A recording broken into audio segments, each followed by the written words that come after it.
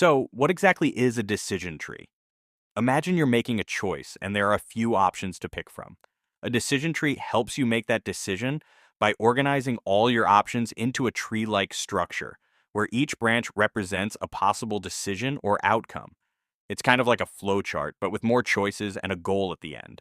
For example, let's say you're deciding what to eat for dinner. At the first node or point of the tree, you can choose between pizza or sushi.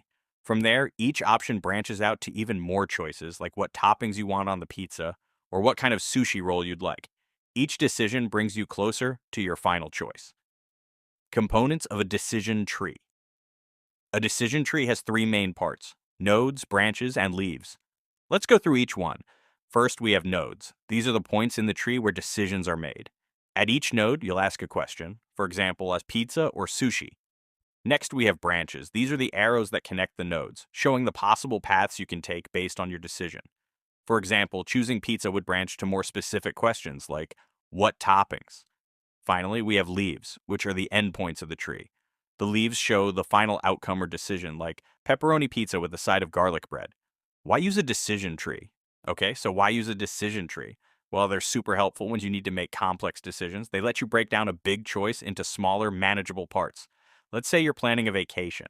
A decision tree could help you choose between the beach, mountains, or the city. From there, you could further break it down, like, do you want to relax or do activities?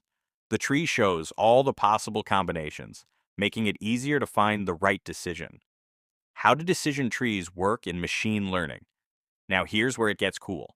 Decision trees are also used in machine learning, but don't worry, it's the same basic idea.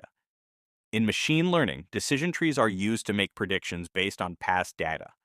For example, a decision tree can help predict whether someone will like a movie based on their age, genre preferences, and past movie ratings.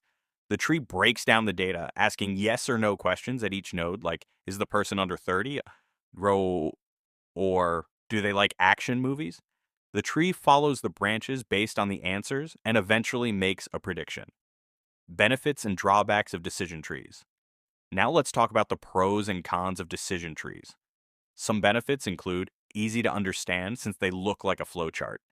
They work well for making decisions with clear outcomes. Decision trees can handle both numerical and categorical data, making them versatile. However, they also have some drawbacks. They can become too complex if there are too many choices, which leads to overfitting in machine learning. They might not work as well for decisions that involve a lot of uncertainty. If you found this video helpful, don't forget to like, subscribe, and hit the bell icon for more simple explanations on cool topics. Thanks for watching, and see you in the next one.